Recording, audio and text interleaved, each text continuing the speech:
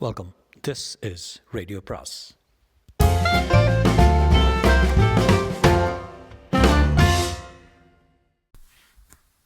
அனைவருக்கும் அன்பு வணக்கம். ராக்கி ரங்கராஜனின் ஹவுஸ்ஃபுல் அத்தியாயம் 1. சுவாமிமலை ராமசாமியின் குமாரனும் சென்னை தியாகராய நகர் உஸ்மான் ரோடு மீனா நிலையம் பங்களாவில் வசிப்பவனுமான ராஜநாராயணன் என்கிற நான்.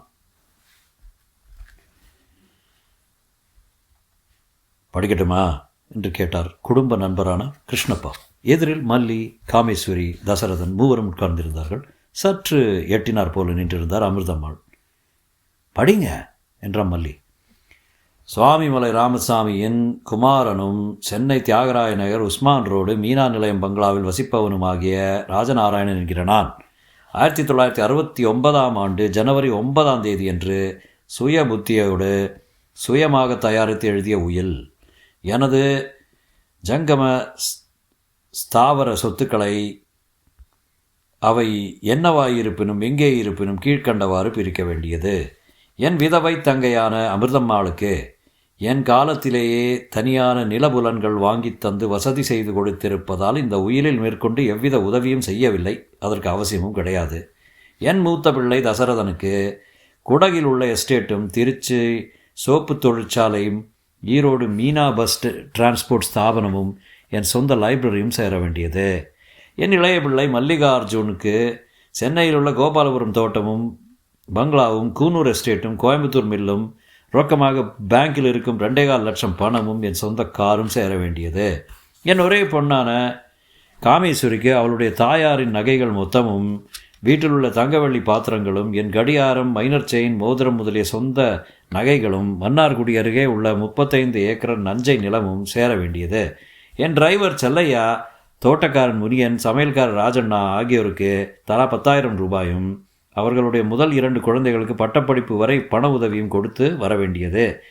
திருச்சி கேன்டோன்மெண்ட் பகுதியில் நடைபாதையில் பரிசுச் சீட்டு விற்பனை செய்யும் ஆறுமுகம் என்பவருக்கு ரூபாய் 20,000 ரொக்கமாக கொடுக்க வேண்டியது. சொத்தின் விவரங்கள் தனியே தரப்பட்டுள்ளன. சாட்சிகளும் கையெழுத்திட்டிருக்கிறார்கள். இங்கனம் ராஜநாராயணன். குடும்ப நண்பரான கிருஷ்ணப்பா உயிலை படித்து முடித்தார். அப்பான்னா அப்பா தான் என்றான் மல்லி. கிருஷ்ணப்பா உயிலை உரையிலிட்டு மூடிவிட்டு 2 சகோதரர்களின் கையையும் குலுக்கினார். காமேஸ்வரின் தோளில் அன்புடன் தட்டி கொடுத்தார். வேலைக்காரரு சமையல்காரருக்கு கொடுத்ததெல்லாம் சரிதான், ஆனால் யார் இந்த ஆறுமுகம்? கேள்விப்பட்டதே இல்லையே என்று ஒரு சந்தேகம் எழுப்பினால் அமிர்தம்மாள். அத்தா, உனக்கு தெரியாத அப்பாவோட சமாச்சாரம்? இப்படி தான் எவ்வளோ பேர் அவர் தலையை தடவியிருக்காங்க. இந்த ஆறுமுகம் அவர்கள் ஒன்றாக இருக்கும் என்றான் தசரதன். நல்லது, நான் வர்றேன்ப்பா என்று விடைபெற்றார் கிருஷ்ணப்பா. 2 சில்லறை வேலை பாக்கி இருக்கு, அடுத்த வாரத்தில் ஒரு நாள் வரட்டுமா? என்னமாம்மா, உங்களுக்கு கூடவா பர்மிஷன்? எப்போ வேணும்னாலும் வரலாம் என்றாள் காமேஸ்வரி உற்சாகமாக.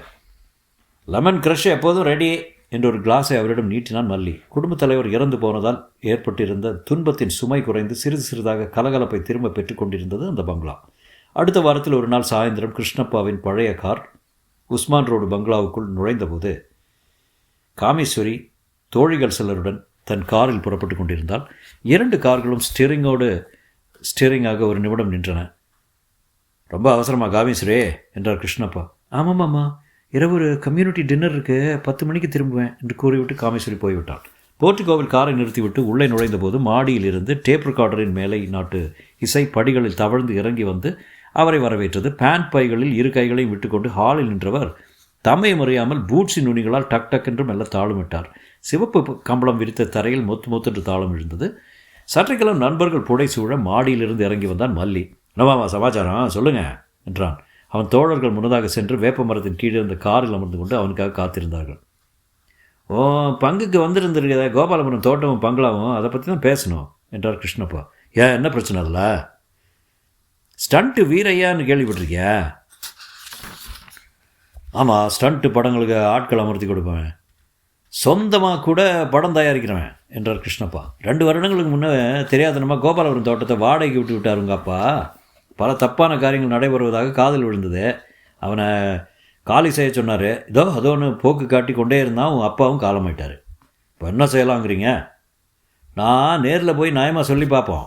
என்ன காலி பண்ணும்படி கேட்காவிட்டால் கண்டிப்புடன் நோட்டீஸ் கொடுத்து விட்டு வர வேண்டியது தான். என்ன நினைக்கிறதுக்கு என்ன, கட்டாயம் செய்து விட வேண்டியது தான். இப்போதே புறப்பட்டுலாம். என் ஃப்ரெண்ட்ஸை பஸ் ஸ்டாப்பில் ட்ராப் பண்ணிவிட்டு வந்துடுறேன் என்று கூறிவிட்டு சென்றான் மல்லி. பக்கத்து அறையில் ஏதோ சத்தம் கேட்கவே கிருஷ்ணப்பா எட்டி பார்த்தார். அஸ்வாரஸ்யமாக தினசரியின் தாள்களை புரட்டி கொண்டிருந்தான் தசரதன். வருங்க என்று வழக்கட்டாயமாக புன்னகை செய்தான். ஒரு நாற்காலி எழுத்து போட்டுக்கொண்டு உட்கார்ந்தார் கிருஷ்ணப்பா.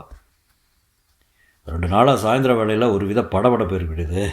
காய்ச்சல் வந்த மாதிரி ஒரு குளிரும் அசதியும் வருது. மருந்து ஏதாவது தர முடியுமா பாரு.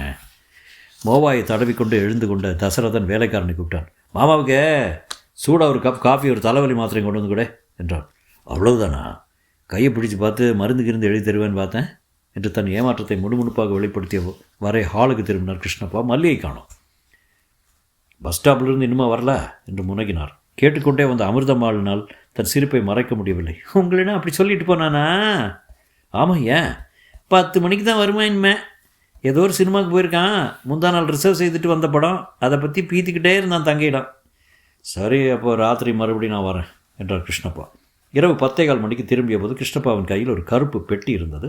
அதற்குள்ளிருந்து கற்றையான தாள்களை உருவினார். உங்கள் தகப்பனார் 2வது உயில் அதே என்றார் கண்ணாடியை எடுத்து மாட்டிக்கொண்டே.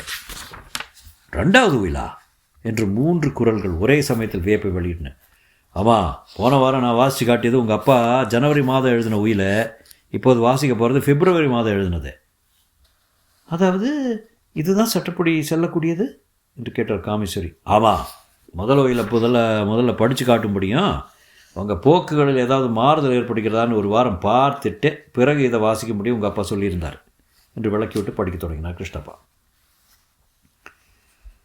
சுவாமிமலை ராமசாமியின் குமாரனும் சென்னை தியாகராயர் உஸ்மான் ரோடு மீனா நிலையம் பங்களாவில் வசிப்பவர் ராஜநாராயணன் என்கிற நான் 1969ஆம் ஆண்டு பிப்ரவரி 22ஆம் தேதியிட்டு எழுதும் இறுதியான உயில் இதே.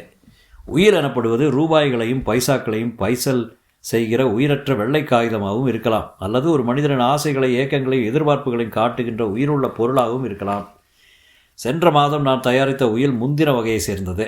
இருதய நோய் இருப்பதாகவும் 2வது அட்டாக் வந்தால் என் உயிருக்கு உத்தரவாதம் கூற முடியாது என்றும் டாக்டர் கூறியதால் பிற்பாடு என் குழந்தைகளுக்கு தகராறு ஏற்படக்கூடாது என்பதற்காக பட்பட்டு எல்லாவற்றையும் முடிவு செய்தேன் அந்த முதல் உயிலின் மூலம். அதன் பிறகு நான் மேட்டூரில் என் சோப்பு தொழிற்சாலையை பார்வையிட சென்றிருந்தேன். சென்னைக்கு திரும்பும் வழியில் நேரிட்ட ஒரு அனுபவம் என் கண்களை திறந்ததே. அதன் விளைவாகத்தான் இந்த 2வது உயிலை தயாரிக்கலானேன். திருச்சி கேன்டோன்மெண்ட்டில் உள்ள ஒரு பிரபல ஹோட்டலின் வாசலின் கார் நின்றிருந்தது. சிற்றுண்டி வாங்கி வருவதற்காக சென்றிருந்தார்கள் டிரைவரும் குமாஸ்தாவும். சார், பரிசு சீட்டு வாங்குகிறீர்களா என்று ஒரு குரல் கேட்டது. காருக்கு வெளியே நிமிர்ந்து பார்த்தேன். அழுக்கும் கந்தலுமாக உடையணிந்த ஒரு ஆள் 7-8 ராஜ்யங்களின் பரிசு சீட்டுகளை ஒரு அட்டையில் வரிசையாக கிளிப் போட்டு மாட்டி வைத்து கொண்டிருந்தான். வேண்டாம்ப்பா என்று சொன்ன பிறகுதான் அவன் குரலை எங்கோ கேட்டிருக்கிறோம் என்று தோன்றியது. முகத்தை கூர்ந்து கவனித்தேன். நெற்றியில் அந்த ஆழமான தழும்பு இருந்தது. உன் பேர் என்னப்பா என்றேன். ஆறுமுகம் என்றான். சொந்த ஊர் இதுதானா என்றேன். இல்லைங்க, தர்மபுரி என்றான். 2 சீட்டு வாங்கி கொண்டு அவனை அனுப்பிவிட்டேன். யார் அந்த ஆறுமுகம்? சித்தியின் கொடுமை பொறுக்க முடியாமல் 10 வயதில் நான் வீட்டை விட்டு ஓடிய போது தர்மபுரி கடைத்தெருவில் டவுன் பேங்க் கட்டிட நிழலில் செருப்பு தைத்து கொண்டிருந்த கிழவர் ஒருவர் எனக்கு அடைக்கலம் தந்தார். என் பசியை நீக்க ₹1/2 எடுத்து கொடுத்தார். அவர் வயிறு நிரம்ப தின்றுவிட்டு அவரிடமே திரும்பினேன். ₹1/2க்குமா சாப்பிட்டா என்றார். ஆமாம் என்று சொன்னேன். நீ பிழைக்க தெரியாத பையன் தம்பி, ஊதாரி என்றார் கிழவர். ஆனால் அவர் குரலில் இம்மியும் கோபம் தென்படவில்லை. நான் தலையை குனிந்து கொண்டேன். அடுத்த வேளை உனக்கு பசிக்கும்போது நான் இங்கே இருப்பேன் என்பது என்ன நிச்சயம்? இருந்தாலும் இதே போல இன்னொரு தரமும் பணம் தருவேன் என்பது என்ன நிச்சயம்? நீ புத்திசாலியானால் குறைவாய் செலவழித்து விட்டு அதிகமாய் மிச்சம் வைத்திருப்பாய் என்றார். ஆமாம் தாத்தா, அதோ இருக்கிறானே, அவனும் உன்னை போலத்தான் என்று கிழவர் சுட்டி காட்டினார். பார்த்தேன். பக்கத்து கடை வாசலில் பீடி புதைத்து கொண்டிருந்த ஒரு நோஞ்சான் சிறுவன் நின்றிருந்தான். என் வயதுதான் இருக்கும். அவன் நெற்றியில் ஒரு தழும்பு இருந்தது. என் மகன் ஆறுமுகம் என்று பெயர், அடங்காத பிள்ளை என்று கிழவர் சிரித்தார். எவ்வளோ லட்சம் வேண்டுமானாலும் கொடு, 2 நிமிடத்தில் செலவழித்துட்டு வந்து நிற்பான் சூரப்பிள்ளை. 4 நாள் அவருடனே இருந்தேன். 5ஆம் நாள் சாயந்தரம் மழை கொட்டென்று கொட்டி கொண்டிருந்தது. டவுன் பேங்க் அன்று லீவு. கடையின் நடுவில் நாங்கள் ஒண்டிக் கொண்டிருந்தோம். கிழவருக்கு நல்ல காய்ச்சல். கோணிகளை இழுத்து மூடிக்கொண்டிருந்தார். ஆறுமுகம் வெளியே போக வழி இல்லாமல் பக்கத்திலே இருந்தான். கிழவர் சொன்னார், தம்பி, ஒவ்வொரு மனுஷனுக்கும் நல்ல சுபாவம் இருக்குது, கெட்ட சுபாவம் இருக்குது. அதாவது அவனவனுக்கே தெரியும். இல்லைன்னாலும் மற்றவங்க அதை எடுத்து சொல்லாமல் இருக்க மாட்டாங்க. நல்ல சுபாவம்னு எதை சொல்கிறாங்களோ அதை உடும்பு பிடியாக பிடிச்சிக்கணும். கெட்ட சுபாவம்னு எதை சொல்கிறாங்களோ அதை தலையை சுற்றி வீசி எரிஞ்சிடணும். நீ என்ன சொல்கிற? ஆமாம் தாத்தா என்றேன். ஜுரத்தினால் கொதிக்கும் அவர் கைகளை பிடித்து கொண்டு கிழவர் கோணியின் மூளை முடுக்கெல்லாம் தடவி கசங்கி போன பல ரூபாய் நோட்டுகளை எடுத்தார். இந்த ஆறுமுகம், உனக்கு 25 ரூபா. இந்த ராஜு, உனக்கு 25 ரூபா. இதை வச்சுக்கிட்டு என்ன செய்கிறீங்கன்னு பார்க்குறேன். இன்றைக்கி செவ்வாய்க்கிழமையா? அடுத்த செவ்வாய்க்கிழமை இங்கே வாங்க, ஓடுங்க இப்போ என்றார். தாத்தா, உங்களுக்கு ரொம்ப காய்ச்சலாக இருக்குதே என்றேன். எனக்கு ஒன்றும் நேராது, போய் வா என்று அனுப்பினார் என்னை. எனக்கு முன்பே ஆறுமுகம் பறந்து விட்டான். நான் கால் போனபடி நடந்தேன். 25 ரூபாய் வைத்துக்கொண்டு என்ன செய்வதென்று தெரியவில்லை. ஒன்று மட்டும் தெரிந்தது. ஊதாரி என்று என்னை கிழவர் சொன்னார். அந்த சுபாவத்தை தலைகீழாக நின்றாவது மாற்றிவிட வேண்டும். சேலத்துக்கு வந்தேன். பஸ் ஸ்டாண்டிலும் ரைடர் அடியிலும் கூலி வேலைகள் செய்தேன். சோடா கடைக்காரருக்கு வண்டி ஓட்டினேன். வறுத்த கடலை பட்டாணி வாங்கி பள்ளிக்கூட வாசல்களில் விற்றேன். அடுத்த செவ்வாய்க்கிழமை நான் தருமபுரி கடைத்தெருவுக்கு திரும்பிய போது என் நெஞ்சில் செருக்கும் பையில் 30 ரூபாயும் இருந்தன. ஆம், கிழவரின் மூலதனத்தை செலவழிக்காததோடு 5 ரூபாய் லாபமும் சம்பாதித்து விட்டேன். ஆனால் கிழவரின் வழக்கமான இருப்பிடம் காலியாக இருந்தது. அவர் இறந்து விட்டாராம். ஆறுமுகம், அவன் வரவே இல்லை. பணத்தை செலவழித்து விட்டு எங்கோ ஒளிந்து கொண்டிருக்கிறான் என்று ஊகித்தேன். இல்லாவிட்டால் அதே செவ்வாய்க்கிழமை அதே இடத்துக்கு அவனும் பெருமையுடன் வந்திருப்பானே. தர்மபுரி மண்ணை அன்றே உதறிவிட்டேன். ஆனால் அங்கு பெற்ற அனுபவம் ஆயுள் இறுதி வரை என்னை விடவில்லை. நான் மனிதனானேன், பணக்காரனும் ஆனேன். எவன் பணத்தை மதிக்கிறானோ அவனைத்தான் பணம் மதிக்கும் என்று கண்டுகொண்டேன். கஞ்சனாகவும் கருமையாகவும் நெஞ்சை பஞ்சு போட்டு துடைத்த கல் மனக்காரனாகவும் இருக்க வேண்டிய கட்டாயம் இல்லாமலே பணத்தை நல்ல வழியில் சேர்க்கவும் நல்ல முறையில் செலவழிக்கவும் முடியும் என்று உணர்ந்து கொண்டேன். 15 வருடம் என் வாழ்வில் ஒளியேற்றிய பிறகு 3 குழந்தைகளை என்னிடமும் என் விதவை தங்கையிடமும் ஒப்படைத்துவிட்டு என் மனைவி மீனா மறைந்தாள்.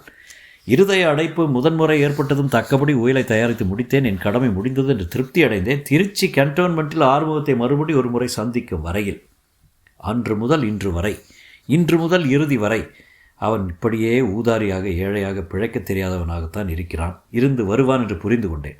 அவன் தோற்றமே காட்டிவிட்டது அவன் சுபாவம் மாறவில்லை என்பதை. உடனே கசப்பானதோர் உண்மை கத்தியால் குத்திய மாதிரி என் புத்தியில் உரைத்தது. குழந்தைகள் 3 லட்சமாக சொத்து எழுதி வைத்து விட்டாய், மகா பேஷான காரியம். ஆனால் அவர்களுடைய சுபாவத்தை திருத்துவதற்காக ஒரு துரும்பாவது எடுத்து போட்டிருக்கிறாயா என்று என் மனசாட்சி இடித்துரைத்தது. தப்பான இயல்பை மாற்றிக்கொள்ளாத வரையில் யாரும் உருப்பட மாட்டார்கள் என்று செருப்பு தைக்கும் கிழவர் அன்று கூறிய சொற்கள் என்னை வதைத்தன. தசரதனை மிக ஆசையாக டாக்டருக்கு படிக்க வைத்தேன்.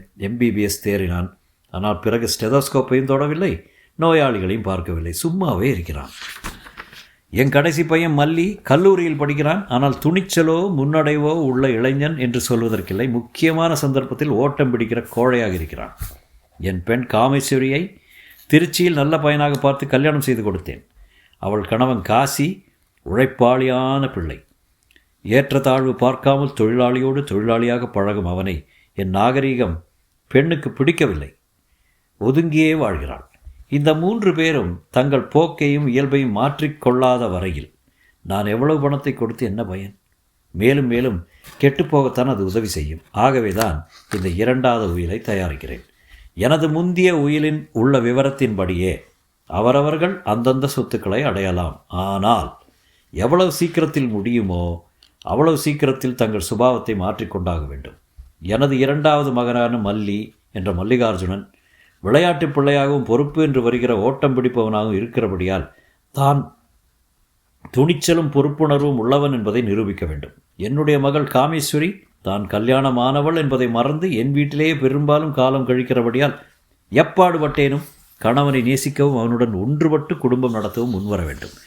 என்னுடைய முதல் பிள்ளையான தசரதன் தான் படித்த படிப்பை எதற்கும் பயன்படுத்தாமல் வீணாக்கி கொண்டு இருக்கிறபடியால் டாக்டர் தொழிலை ஏற்று நடத்தி சமூகத்துக்கு தான் தர வேண்டிய கடனை திருப்ப வேண்டும். இப்படி இவர்கள் மாறிவிட்டார்கள் என்று தெரிகிற வரையில் என் நண்பரும் இந்த உயிலின் எக்ஸிக்யூட்டரும் ட்ரஸ்டியுமான கிருஷ்ணப்பாவே எல்லா சொத்தையும் நிர்வகிக்க வேண்டியது. அதுவரையில் 3 மாதா மாதம் கைச்செலவாக 200 ரூபாய் தந்து வரலாம். 3 சுபாவமும் மாறவே மாறாது என்று தோன்றிவிட்டால் திருச்சி கேன்டோன்மெண்ட் பகுதியில் பரிசு சீட்டுகளை விற்பனை செய்து வரும் ஆறுமுகத்துக்கே என் சொத்து மொத்தத்தையும் கொடுத்து விட வேண்டியது. அவனுடைய தகப்பனார் கொடுத்த 25 ரூபாய் தான் இவ்வளவு ஆஸ்திக்கு மூலதனமாகையால் அவனையே அது திரும்ப அடைவதில் தவறில்லை. என் குழந்தைகள் என்னை ஏமாற்ற மாட்டார்கள் என்று எனக்கு தெரியும். வேறு 1000 குறைபாடு இருந்தாலும் அவர்கள் மனசாட்சி செத்திருக்காது என்றே நம்புகிறேன். சொத்தை அடையும் பொருட்டு ஒரே ஒரு நாள் ஸ்டெதாஸ்கோப்பை எடுத்தோ, ஒரே ஒரு நாள் கணவனுடன் வாழ்ந்தோ, ஒரே ஒரு நாள் தீரச் செயல் புரிந்தோ என்னை அவர்கள் ஏமாற்ற மாட்டார்கள். அவர்களே மனமாற மாறிய பிறகே சொத்தை கேட்பார்கள் என்று நான் அறிவேன். மை காட் என்றான் மல்லி. கிருஷ்ணப்பா உயிலை படித்து முடித்தது. அப்பா எழுதுதான் அது, என்னால் நம்பவே முடியல. காமேஸ்வரி கோபத்துடன், பள்ளிக்கூட பிள்ளைகளுக்கு பரீட்சை வைக்கிற மாதிரி இருக்கு என்றான். அமிர்தம்மாள் சிரித்து கொண்ட, இப்படி ஏதாவது வேடிக்கை பண்ணாவிட்டே என் அண்ணாவின் ஆத்ம சாந்தி அடையாது, ரொம்ப குறும்புக்காரரு என்று கூறி கண்ணையும் துடைத்து கொண்டான். காமேஸ்வரியின் சீற்றம் அத்தையின் பக்கம் திரும்பியது. குறும்பு குறும்பு இதில் சிரிப்பு வர்றாதக்கு உனக்கு? பின்ன உனக்கு எப்படி இருக்குது? நான் டெட் சீரியஸாக எடுத்துக்கொள்ள போகிறேன். எடுத்துக்கோ மகாராஜியாயே, அதுதானே உன் அப்பாவும் எதிர்பார்க்கிறாரே என்று கிருஷ்ணப்பா காலஞ்சென்ற நண்பரின் குமாரர்களை பார்த்தார். நீங்களும் தானே? சந்தேகம் என்ன என்று சகோதரர்கள் ஒருமிக்க சொன்னார்கள். விஷ் யூ ஆல் லக் என்று எல்லாரிடமும் கைகுலுக்கினார் கிருஷ்ணப்பா. சென்ற 4 அத்தியாயங்களின் கதை.